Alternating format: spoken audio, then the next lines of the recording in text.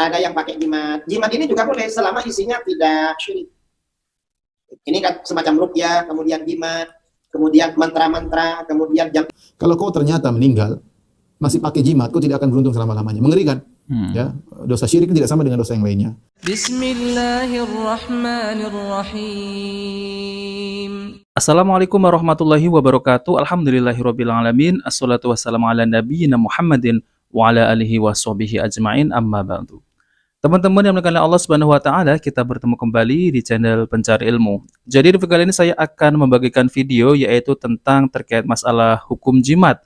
Nah, teman-teman, jadi Kiai Idrus Romli ini mengatakan bahwasanya hukum memakai jimat itu boleh asalkan di dalamnya ini ya itu tidak ada unsur kesyirikan. Walaupun di dalamnya itu ada bacaan-bacaan Al-Quran. Nah, itu pendapat Idrus Romli ya teman-teman. Nah, hal ini malah nanti orang-orang ini akan menggantungkan ya kepada jimat. Dan mereka ini beranggapan ya jimat itu malah bisa mendatangkan manfaat dan menolak mudorot. Ya seperti kalau jimat, misal jimat penglaris itu kan akan mendatangkan manfaat gitu ya teman-teman. Jadi dagangannya laris. Kalau kemudian kalau jimat untuk menolak bahaya ya misal seperti tidak terjadi kecelakaan ataupun mungkin tidak ada orang yang ya berbuat jahat kepadanya. Nah, seperti itulah ya jimat, memakai jimat manfaatnya. Namun hal ini kalau kita ini bergantung kepada jimat lalu kita meninggalkan ya tidak bergantung kepada Allah SWT, maka itu adalah hukumnya syirik. Walaupun di dalamnya jimat itu ada tulisan-tulisan Al-Quran, namun kenyataannya kalau dibongkar ya teman-teman, itu ada ya misal adalah seperti raja-raja dan simbol-simbol tertentu. Nah oke teman-teman, kita langsung saja mari kita simak video dari Idrus Romli yang membolehkan memakai jimat. Oke teman-teman, kita langsung saja mari kita simak videonya. Kedua, masalah ilmu hikmah. Kalau ilmu hikmah yang diajarkan di pesantren-pesantren ya, itu bukan sihir, tetapi itu semacam ilmu ruqyah. Itu semacam ilmu-ilmu untuk upaya-upaya alternatif mengatasi persoalan. Itu hikmah. Mengatasi persoalan apa? Upaya-upaya alternatif menghadapi persoalan, misalnya sakit atau apa, ini kan macam-macam. Ada pakai ruqyah. Ruqyah ini boleh selama ruqyahnya tidak syirik. Ada yang pakai jimat. Jimat ini juga boleh selama isinya tidak syirik. Ini kan semacam ruqyah, kemudian jimat, kemudian mantra-mantra, kemudian jampi-jampi, asalkan kalimatnya tidak syirik dan berkeyakinan bahwa yang mendatangkan manfaat itu Allah dan menolak madarat itu Allah itu kan. Nah teman-teman, jadi Idrus Romli ini mengatakan bahwasanya kalau asalkan ya di dalamnya itu tidak ada unsur kesyirikan ya, termasuk jimat itu ya. Namun kenyataannya ya teman-teman ya, orang-orang kalau sudah memakai jimat, mereka itu ya akan meninggalkan yaitu bergantungan kepada Allah SWT. Malah mereka ini menggantungkan yaitu jimat ya. Misalkan ada bermacam-macam jimat ya teman-teman. Ada jimat yang di dalamnya itu ya tulisan Al-Quran gitu ya, dan ditulis di atas kulit kulit rusa misal gitu ya. Itu ada dan itu dibikin jimat ya. Saya pernah ya menemui ada seorang teman dulu ya. Dia memakai jimat yaitu dari kulit rusa gitu. Ya ada tulisan Arabnya gitu ya. Saya belum jelas itu apa makna arti dalam tulisan Arab tersebut ya teman-teman. Namun itu adalah jimat. Katanya jimat ini bisa menjaga dia gitu ya. Jadi fungsi jimat itu ada dua, yaitu apa? Yaitu menolak mudarat dan mendatangkan manfaat. Itu fungsi jimat. Nah jelas-jelas ini adalah bentuk kesyirikan karena ini adalah bergantung kepada jimat, bukan bergantung kepada Allah Subhanahu wa taala. Nah, maka dari itu Idrus Romli ini membolehkan jimat walaupun di dalamnya itu ada ya tulisan Al-Qur'annya. Namun para ulama ini bersepakat bahwasanya itu termasuk adalah kesyirikan walaupun di dalamnya itu ada tulisan ya Arabnya ya. Biasanya yang diperdalam di pesantren seperti itu. Juga termasuk ilmu hikmah ini ilmu raja. Itu juga gak apa-apa. Ya tergantunglah. Ini biasanya oleh para ulama dirinci. Masalah ilmu hikmah ini kalau diuraikan ini butuh waktu 1 jam, kira-kira 1 jam. Nah teman-teman yang dimuliakan Allah SWT ya, jadi kurang lebih seperti itu ya. Kiai Idrus Romli ini membolehkan memakai jimat.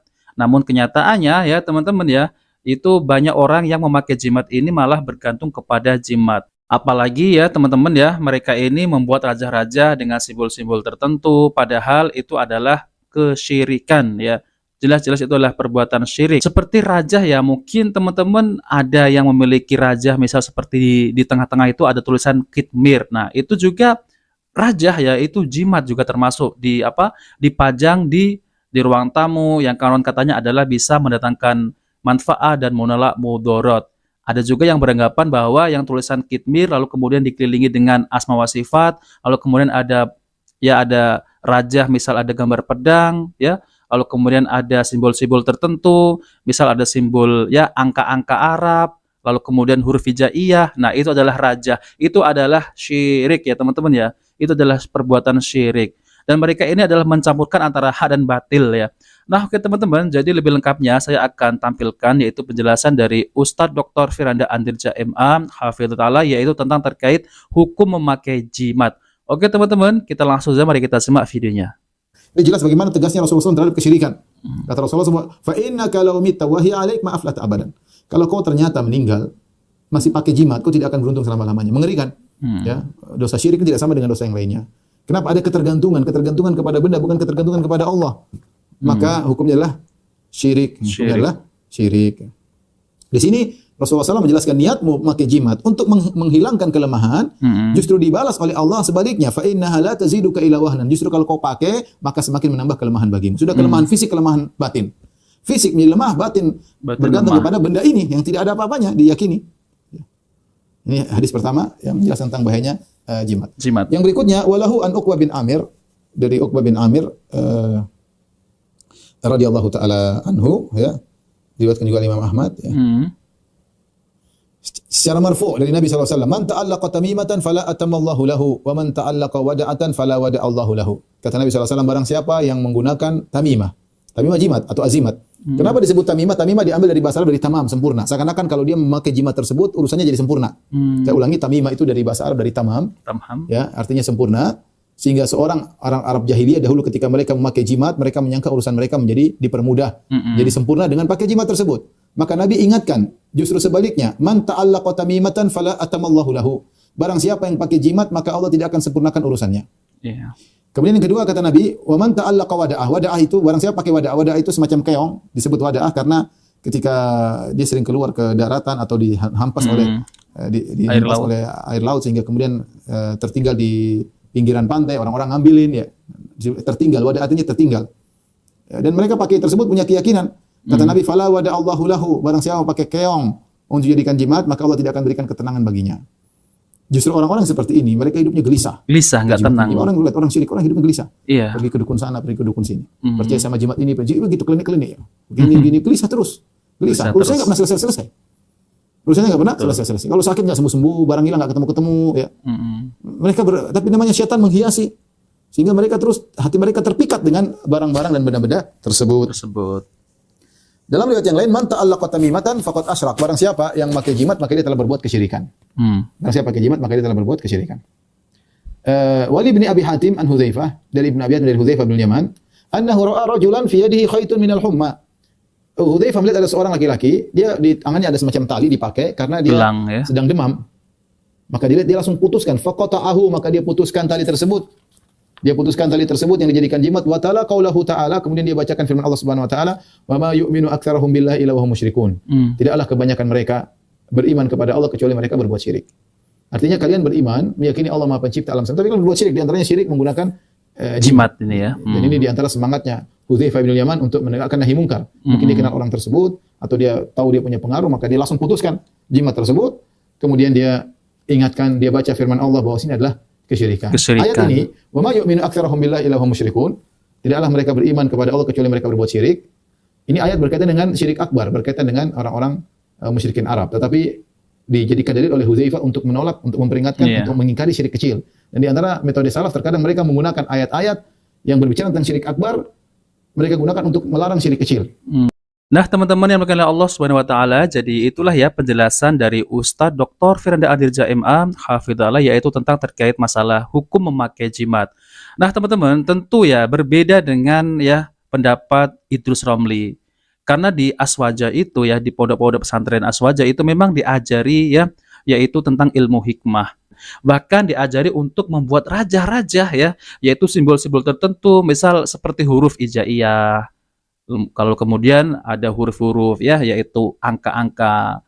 tulisan angka Arab gitu ya. Lalu kemudian di dalamnya tuh kotak-kotak gitu ya. Nah, itu adalah raja, itu adalah syirik ya teman-teman ya. Ini dari Uqbah bin Amir yang berkata bahwa ia mendengar Rasulullah SAW bersabda, barang siapa yang menggantungkan hati pada tamimah yaitu jimat, maka Allah tidak akan menyelesaikan urusannya. Barang siapa yang menggantungkan hati pada kerang ya untuk mencegah dari ain yaitu mata hasad atau iri, maka Allah tidak akan memberikan kepadanya jaminan. Hadis riwayat Ahmad ya. Lalu kemudian diriwayatkan oleh Ahmad ya, yaitu dari hadis Nabi SAW ya, barang siapa yang menggantungkan tamimah jimat maka ia telah berbuat syirik. Ulama yang melarang tamimah dari Al-Quran beralasan pertama, Nabi SAW bersabda, sesungguhnya mantra-mantra, jimat-jimat dan pelet adalah syirik. Hadis ini umum menunjukkan seluruh tamimah baik dari Al-Quran atau selainnya. Jadi seluruh tamimah itu syirik. Namun mengatakan bahwa tamimah dari Al-Quran itu syirik tidaklah tepat karena digantung adalah kalamullah ya. Kedua, tamimah yang berasal dari Al-Quran bisa jadi dibawa ke tempat kotor seperti toilet sehingga jadinya malah melecehkan Al-Quran. Yang ketiga, tidak bisa dibedakan apakah itu tamimah ataukah itu Al-Quran sehingga sulit diingkari. Yang keempat, tidak bisa dibedakan manakah ayat Al-Quran dan manakah raja-raja yang berbau syirik karena sama-sama tulisan Arab ya. Sehingga seseorang bisa memakainya padahal itu hanyalah tulisan raja yang tidak bermakna. Nah, pendapat kedua yang mengatakan tamimah dari Al-Quran itu terlarang, itulah yang lebih tepat dengan alasan yaitu untuk menutup jalan dari hal-hal yang terlarang. Kaidah inilah yang diterapkan di dalam Al-Quran dan As-Sunnah Nabi Sallallahu Alaihi Wasallam. Nah, teman-teman ya, seperti ruqyah-ruqyah kan, yaitu membaca Al-Quran ya. Nah, itu diperbolehkan, itu bukan syirik ya. Berbeda yaitu dengan membuat jimat, yaitu tulisan Al-Quran. Namun kenyataannya tidak ada yang di dalamnya itu tulisan Al-Quran murni ya. Ya rata-rata itu dicampur adukkan ya, yaitu simbol-simbol tertentu. Bahkan ada simbol satanik gitu di dalamnya. Nah oke teman-teman ya, itu saja yang ingin saya sampaikan. Jika video ini bermanfaat, jangan lupa like dan subscribe di channel Pencari Ilmu. Wabil taufiq wal hidayah. Wassalamualaikum warahmatullahi wabarakatuh.